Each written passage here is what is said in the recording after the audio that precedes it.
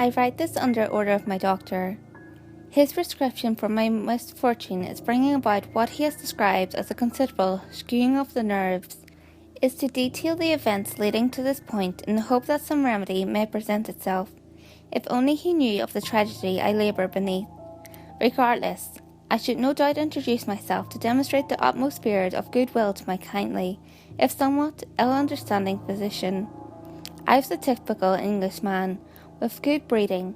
My family was very respected, my father holding some shares in a far-off India, and I had attended respectable schools within the British Isles, and during a year-long exchange programme across the Atlantic, I missed a tonic in Arkham.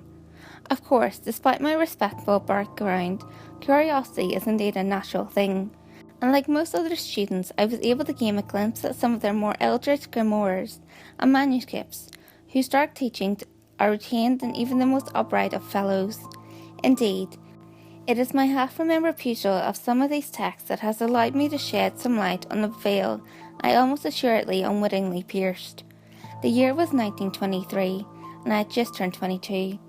As is common among youths of my background, I had decided to seek out adventure, and to that end, raise some funds as sufficient to allow me safe passage to the continent. By June of that year I had entered Callus, and soon had engaged myself in the shenanigans and fooleries that the aged are often denied. Within a month, my thirst for greater sights forced me to journey beyond the charms and pleasantries that France and her sisters adored. I decided to enter the harsher countries of Germany and the lesser Slavic states. I arrived in Bergslot, a small hamlet within the state of Baden-Württemberg, not too far from the Black Forest. Pleasant enough, the hamlet still stands today, if somewhat deserted and damaged, despite the war that raged so recent across the globe. No doubt one may, if they were so inclined, visit that charming little place and find the Murdered Easels Inn where I stayed and entertained by the kindly family that ran the establishment. It is highly likely that such an individual would find no trace of the tragedy that befell me on the night of July 17, 1923, and which, despite my efforts, continues to plague my thoughts. On that night, I found myself affected by the haze of tobacco and alcohol that so often permeated the inn, and so excused myself from the host's fine company for a brisk constitutional that would, I assured them, allow me to return as the lively chap they had come to regard as a family friend. It is in that fogged state that I set off, assured that this brief walk would rid me of my troubles. To say I was distracted by my attempts to remove these feelings is evident in how I found myself suddenly within one of the small wooded areas surrounding Bergslot. Indeed, it proved so surprising to me that I fancied that perhaps these trunks had grown around me whilst I walked, or else I had unwittingly stepped into some portal to a fairy realm. I shudder now to remember these thoughts, especially when placed in conjunction with the later occurrence and with my readings of those abhorrent scripts, which hinted at the existence of such worlds and the manners to which they may be entered. As it is, I had decided to turn back the way I believed I had come when it happened. In amongst the trees, I first gazed upon she that would haunt my life as a pale shadow for years to come. What first I took to be a beam of moonlight casting its gaze upon the forest floor, quickly took shape into that most lovely and feminine form, which I would grow to both desire and revile shortly. Her skin was a shade of white that is often seen among the living. It appeared as if her body radiated light, but no shine was cast upon the surrounding trunks or undergrowth, and yet she stood there, illuminated as if she were coated in some luminescent paint, or else clad in garments made of glowing moulds of a type often found in the deepest caves. For unknown and fantastical beasts beyond the brink of sanity gnaw and dig beneath man's unsuspecting tread. What little she wore appeared plain and a dirty grey, as if these rags were draped along her nimble frame, had been caught in some recent downpour, and were still drying even now. Yet these untidy rags did not disgrace her undeniable attractiveness, but rather framed it as the artist might place a masterpiece beneath salvaged scraps of wood. Her face was little else but flawless and unparalleled, a mouth of exquisite delicacy, a rosebud sat within a snowy field, fine, high cheekbones, a nose of the finest bone china, slim, beautifully arched eyebrows, and surrounded by all of this sumptuous elegance. Large, glittering emerald green eyes within those depths seemed to lurk a warmth and desire unknown among our kind. She stretched her hand towards me, as if she might take mine in her gentle grip, and as she did, I was struck by the strangeness of it all. A soft breeze which blew through leaves was ever present around us, and yet not a strand of the silvery blonde hair upon her head, nor a rag of the cloth which lay upon her lithe form stirred. I grew tempted to run, but her lips broke into a tender smile, and all thoughts of flight fled from my mind. I looked to my left and right, hoping to determine where such a delightful figure originated, and as I returned my gaze upon her, I grew startled. She had advanced, as silent as the house cat stalking its prey, to put a short distance from me.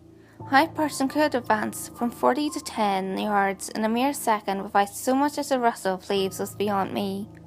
I noticed as well that something undeniable had taken place upon her. Where before I found her desirable and wished to explore every inch of her body, now I found it repulsive, and sought to keep it as far away from me as possible. Her eyes, before a reservoir filled with the milk of human comfort and love, now seemed utterly alien and divorced from all human cognition or emotion. Where mere moments before the air seemed still and peaceful, now a feeling of mystery ancient, and far beyond mortal ken or petty normality, permitted every breath. Despite no physical change to this woman, sheer terror had replaced my previous lust. I was frightened of her, more so than any man or imagined terror I had faced. I promptly began a hasty retreat from the smiling siren, with arms still outstretched. I heard no footsteps behind me and saw no sign of pursuit, yet some primal part within assured me that she followed. This chase is mostly a blur, born of terror and knowledge that I had unwittingly gazed upon some horror that should not be known. I soon stopped rather abruptly, however, with a fallen branch, no doubt relic of some earlier lightning strike, despite fine weather those past few weeks, gripped me and propelled me into a nearby clearing.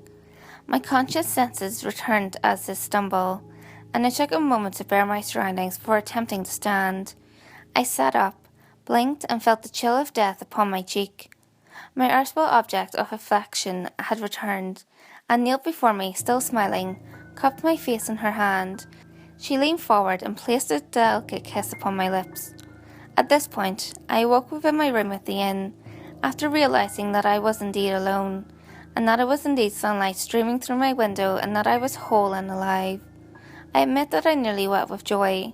So vivid and foul a nightmare depends no less. It perplexed me though that, unlike most night terrors, this one provided equally horrible by daylight as well as by gaslight, for this inn surely needed modernizing, but no doubt its power would pass in time.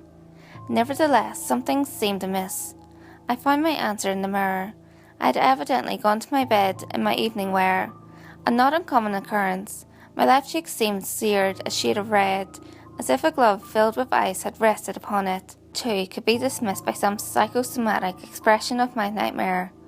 What could not, however, were the evident mud stains kicking my clothing, as if I had fallen and rolled onto my back.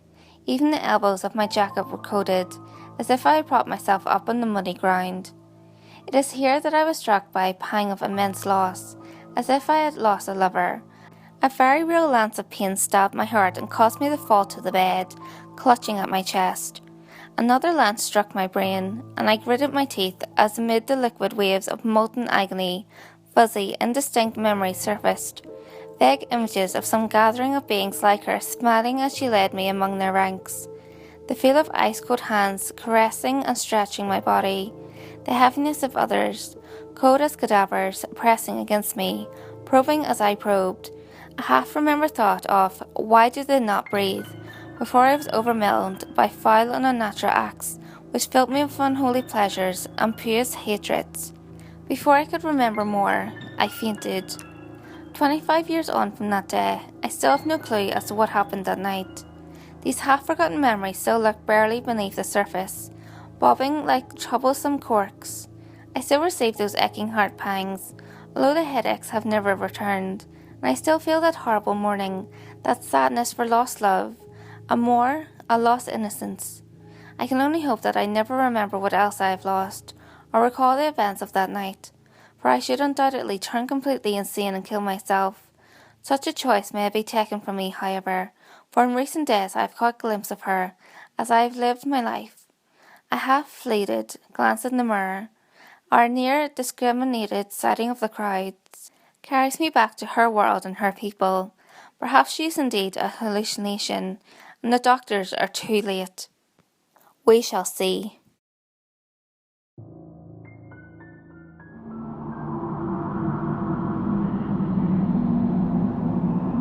Hey guys, if you enjoyed this video, give it a thumbs up and share it with your friends. You can also leave a comment below. All feedback, good or otherwise, is always appreciated. If you have any creepy stories of your own, or of any topics that you would like me to cover, feel free to send them in via any of my social media. You can find all links to my social media in the description below. Until next time guys, make sure you lock your doors, stay safe, and I'll see you next video.